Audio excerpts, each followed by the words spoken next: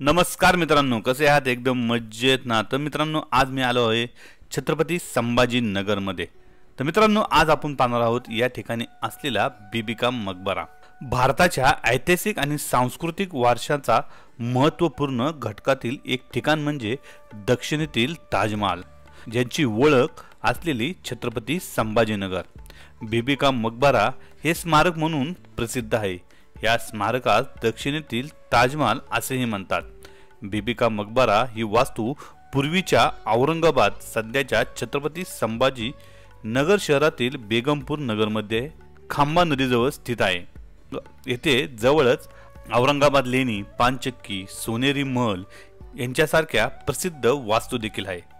चला तर आपण याच दख्खनच्या ताजला भेट देणार आहोत आणि जाणून घेणार आहोत या दख्खनच्या ताजबद्दल. हा बीबी का मकबरा कोणी, कधी आणि का बांधला याची संपूर्ण माहिती घेणार आहोत. चला तर सुरू करूया या व्हिडिओला. आणि हा व्हिडिओ शेवटपर्यंत पाहायला विसरू नका. तर मित्रांनो, बघा भरपूर शॉप वगैरे आहे.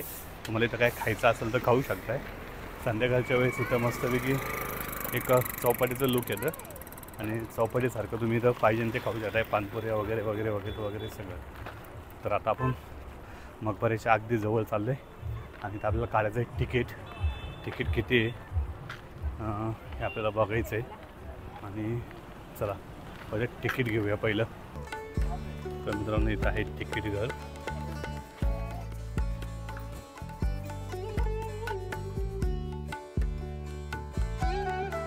मित्रांनो, आपण तिकीट घेतलेले आहे 25 रुपये पर पर्सन आहे. 15 वर्षाच्या खालील मुलांना तिकीट नाही आहे आणि फॉर्नर 300 रुपये तिकीट आहे. आणि या तिकीट घराच्या जवळ तुम्हाला टॉयलेट, बाथरूम आहे आणि तुम्ही इथेच तुम्हाला पाण्याची सुद्धा व्यवस्था आहे. त्यामुळे तुम्ही इथं आले तर तुम्हाला जे हवं आहे ते तुम्हाला इथं मिळेल. आता आपण एंट्री करूया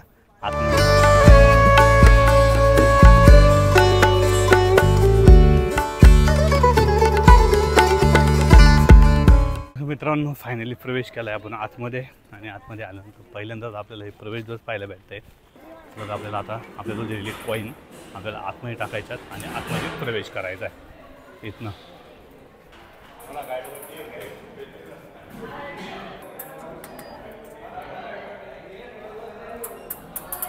बीबी का मकबरा ही वास्तू आग्राच्या ताजमहलची प्रतिकृती आहे.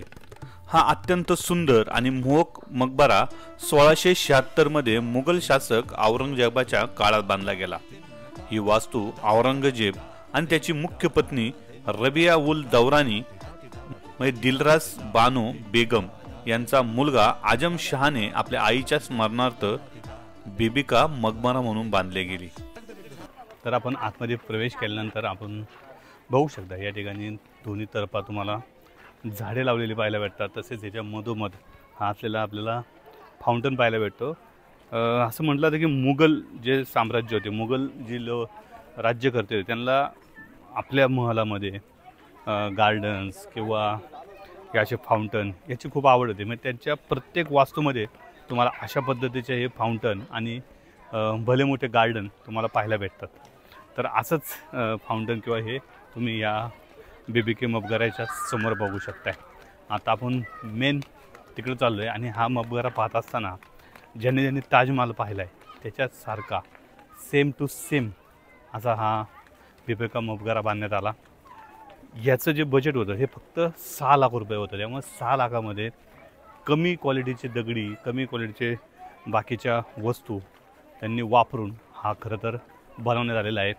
आणि ताजमहालला मात्र मार्बल पूर्ण वापरलं गेलेलं आहे.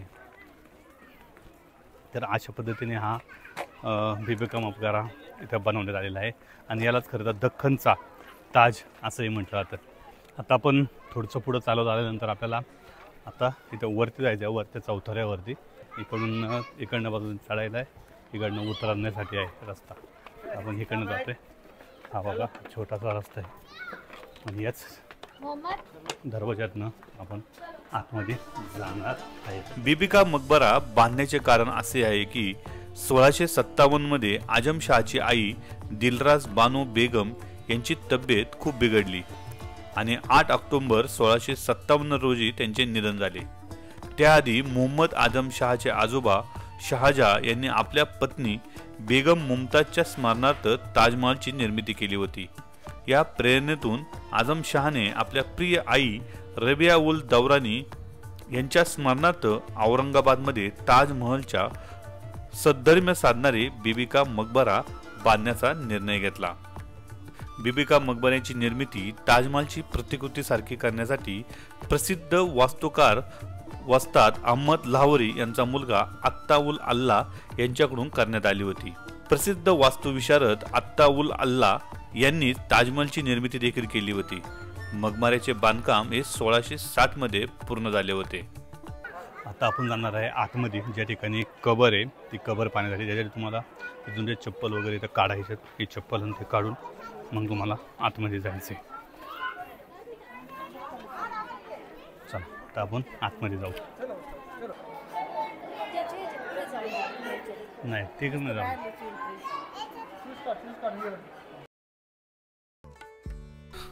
बीबी का मकबरा पाहत असताना आपण ज्यावेळेस मुख्य गाभाऱ्यामध्ये जातो त्यावेळेस आपल्याला समोरच बीबी का मकबरा म्हणजेच औरंगजेबाची मुख्य पत्नी रबिया उल दौरानी म्हणजेच दिलराज बानो बेगम यांची कबर पाहायला मिळते। या कबरेच्या अवतीभोवती सुंदर अशी नक्षीकाम केलेल्या जाळ्या आपल्याला पाहायला मिळतात। तसेच यावरती घुम्मटाकर अशी वास्तू या ठिकाणी उभारलेली आहे। तसेच याच्या आजूबाजूला कोरीव नक्षीकाम केलेल्या जाळ्यांची खिडक्या सुद्धा आपल्याला पाहायला मिळतात आणि याच्यामधनं आपल्याला बाहेरील नजारा पाहता येतो। भिंतीवरती सुंदर असं नक्षीकाम असलेल्या भिंती आपण या ठिकाणी पाहू शकतो।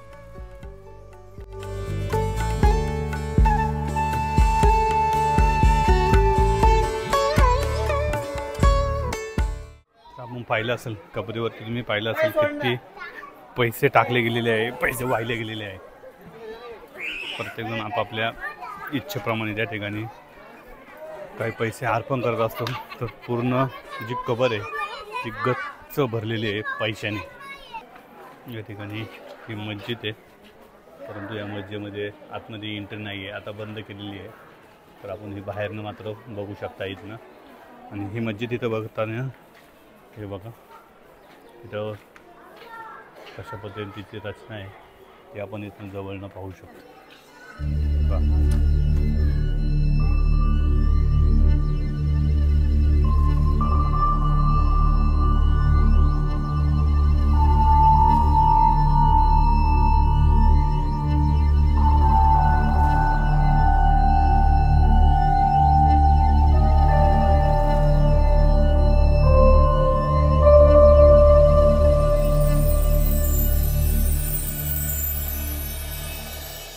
या बीबी का मकबऱ्याच्या पाठीमागच्या बाजूला आले की तुम्हाला पाठीमागच्या बाजूला सुद्धा अशाच भलं मोठं लांबपर्यंतचं गार्डन पाहायला भेटतं।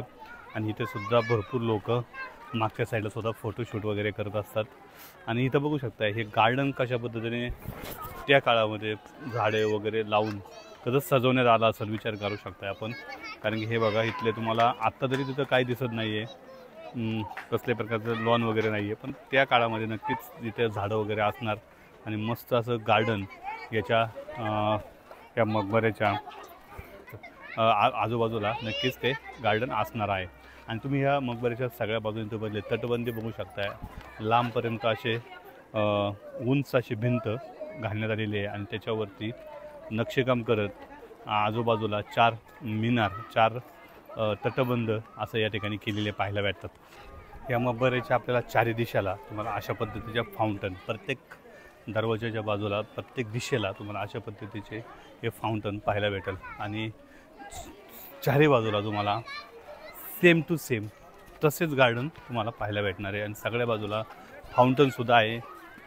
तुम्हाला जर इकडे बघितलं तुम्ही तर या साईडला तुम्हाला काय दिसतंय तर तुम्हाला या बाजूला आल्यानंतर तुम्हाला इथे जे दगडची रस्ते, हे दगडीचे रस्ते दिसतात, ते तोडीच्या दगडामध्ये संपूर्ण रस्ते हे दोन्ही तर्फा बनवलेले आहे। मध्ये कारंजासाठी जागा केली आहे, तर बाजूला त्याच्या झाडांसाठी जागा केली आणि त्याच्या बाजूला पुन्हा एकदा दगडी तोडीने ते रस्ते बनवता आलेले। आणि इथे संपूर्ण परिसर फिरण्यासाठी तुम्ही जर बघसाल तर या पद्धतीने असे रस्ते हे जे बनवलेले पाहू शकताय।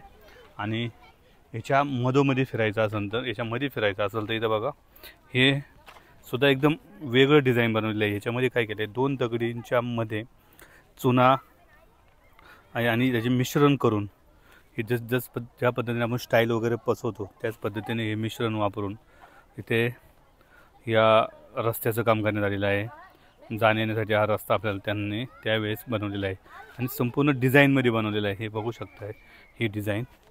आणि याच्यामध्ये बघू शकताय हा चुना भरलेला आहे। चुना आणि त्याचं मिश्रण करून हा भरलेला आहे। याच्यामध्ये वेगवेगळ्या कलरचे दगड, हा इथे काळा दगड आहे, याच्यामध्ये लाल दगड आहे आणि याच्यामध्ये चुना भरलेला आहे। त्यामुळे ही एक प्रकारची डिझाईन या ठिकाणी तयार करण्यात आलेली आहे।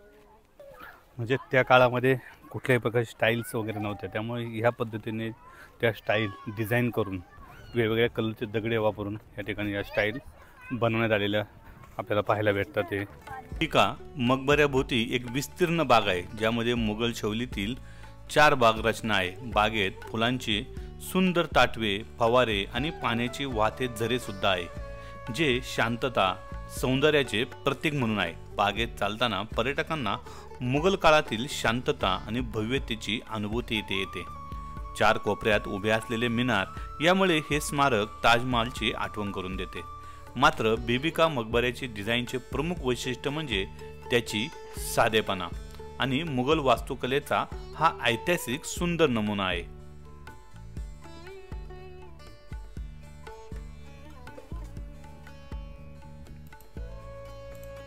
तर मित्रांनो, हा संपूर्ण बिबिका मकबरा आपण बघून झालेला आहे आणि तुम्ही हा व्हिडिओ माझ्या चॅनलवरती पहिल्यांदा पाहत असाल तर नक्की या चॅनलला लाईक आणि शेअर आणि सबस्क्राईब करायला विसरू नका। आणि अशाच प्रकारचे नवनवीन व्हिडिओ पाहण्यासाठी माझ्या चॅनलला लाईक शेअर सबस्क्राईब करा। Bye bye.